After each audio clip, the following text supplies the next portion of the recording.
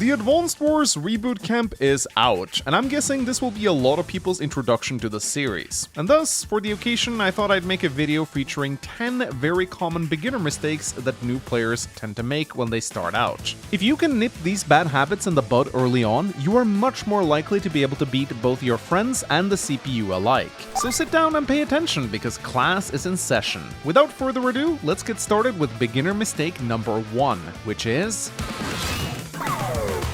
neglecting infantry.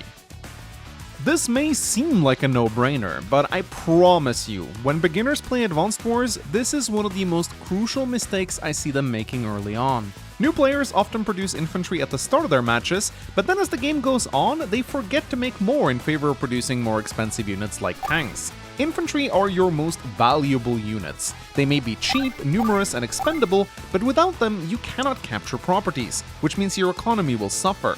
Make sure that you build a continuous stream of infantry throughout the entire game. You really don't want to find yourself in a position where you are winning engagements only to realize you have no infantry to capture the exposed properties. When you start out, you should probably make it a rule of thumb to always produce at least one infantry every turn.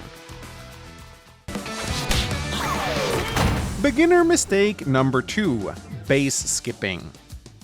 To base skip in Advanced Wars means that you are leaving one or more of your bases empty at the end of your turn. This is generally considered bad because it means you won't have as many units on the battlefield as you otherwise could have. Advanced Wars is a game of numbers. If you outnumber your opponent, you have the edge in a battle even if you're up against fewer, stronger enemies. This is because with a numbers advantage, you can do things like block your enemy from reaching certain spots, as well as scouting out hiding places in Fog of War. So if you, for example, have 3 bases under your control, you should plan out your economy every turn so you always end up producing 3 units.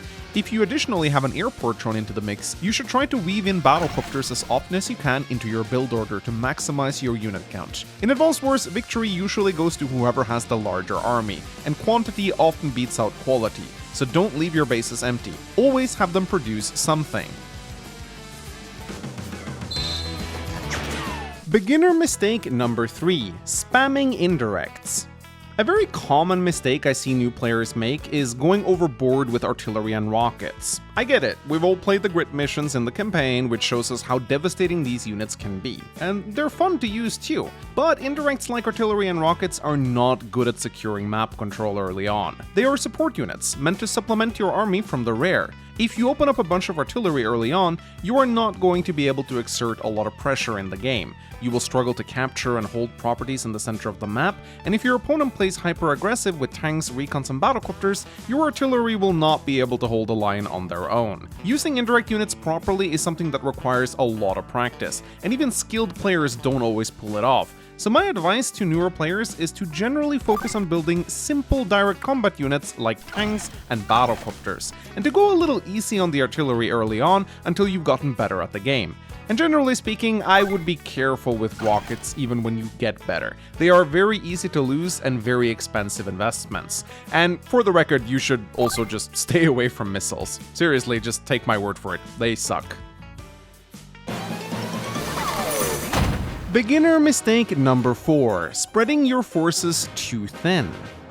At the start of a game of Advanced Wars, both players will usually send their infantry out to capture properties on the map, and then a few days later, you'll often see the first recons and tanks roll out. And as the match progresses into the mid-game, you'll start to see larger armies amass on both sides of the map. But my advice to newer players is to avoid spreading your forces all over the place. It may be tempting to try and control multiple areas, but generally speaking, a spread out army will lose to a grouped up one. I say you pick one part of the battlefield you want to focus on and move most of your army there, only keeping a skeleton crew elsewhere to hold important properties. If you focus all your attention on one part of the map, your opponent pretty much has no choice but to respond in kind, lest they be overrun. So this is generally speaking a better way to approach Advanced Wars, rather than spreading your forces out all over the map and having them be wiped out in smaller groups. Beginner mistake number 5, spamming mechs. Mech spamming can be viable on some maps, especially the smaller ones, but generally speaking, I would avoid falling into the trap of just spamming mechs relentlessly. While it may beat complete beginners, it will not work against players if they have a tiny bit of experience.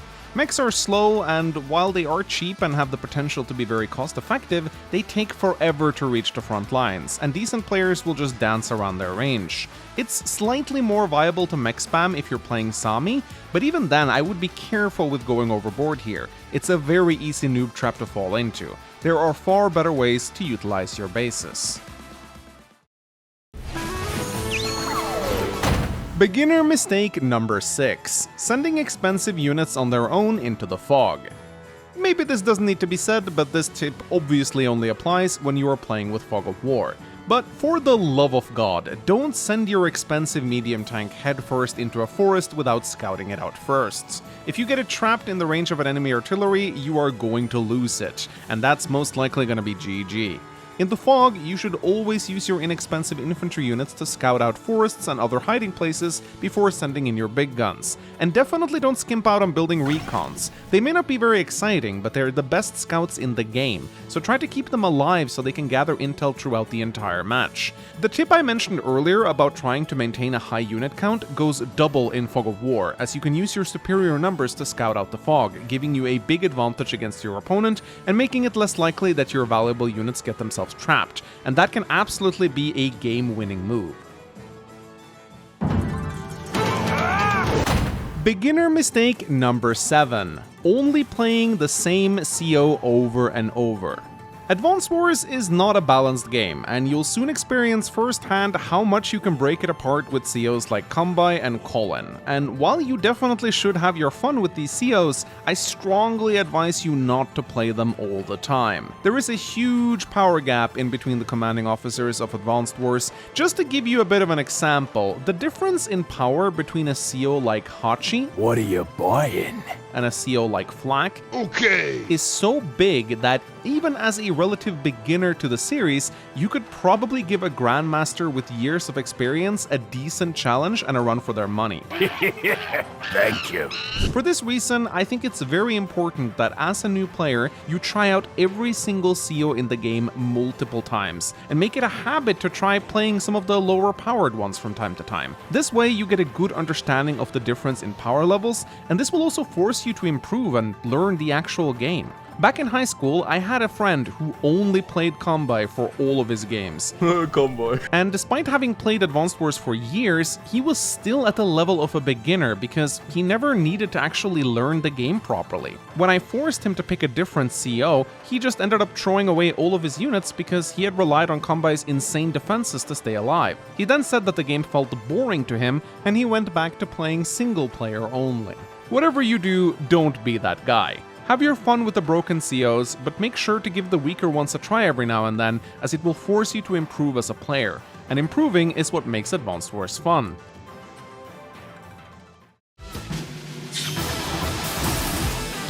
Beginner mistake number 8. Blindly activating your CO powers as soon as they are ready.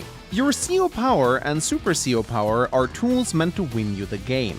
This isn't the case for every single CO, as some have cheaper utility-based powers like Olaf's Blizzard or Colin's Gold Rush, but the more harder-hitting powers like Max's Max Force or Eagle's Lightning Strike are meant to try and win you the game. So don't just blindly activate them as soon as they come active. Sometimes holding onto your power and waiting until the opportune moment can be a game-winning move. Show some restraint and ask yourself if activating the power this turn will really give you the advantage you're looking for. Keep in mind that just the threat of having your CO power ready forces your opponent to play much more defensively, and you can use this to your advantage. This is especially true for COs with movement increasing abilities like Adder. Sitting on top of your power means that your opponent now has to constantly take into account that your units could suddenly become faster. That being said, you shouldn't be too hesitant to pop your CO powers either. If you just sit on them all game, you obviously won't get much out of them at all, so use them if you think you can kill a good number of enemy troops. This is something you'll get to feel for more and more as you play the game.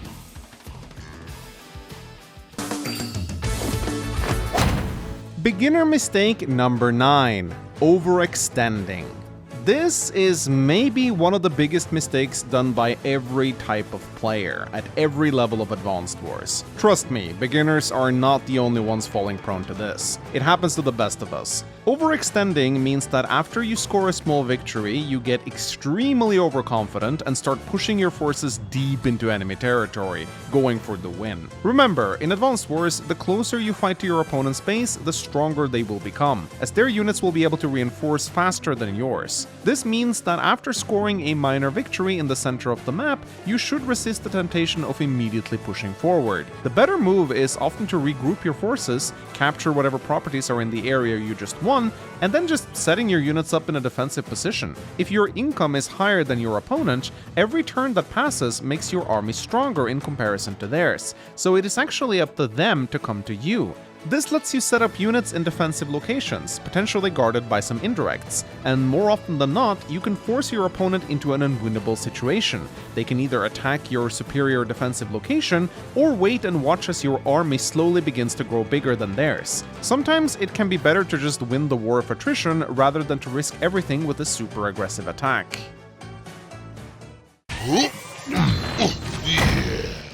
Beginner mistake number 10. Only playing against your friends.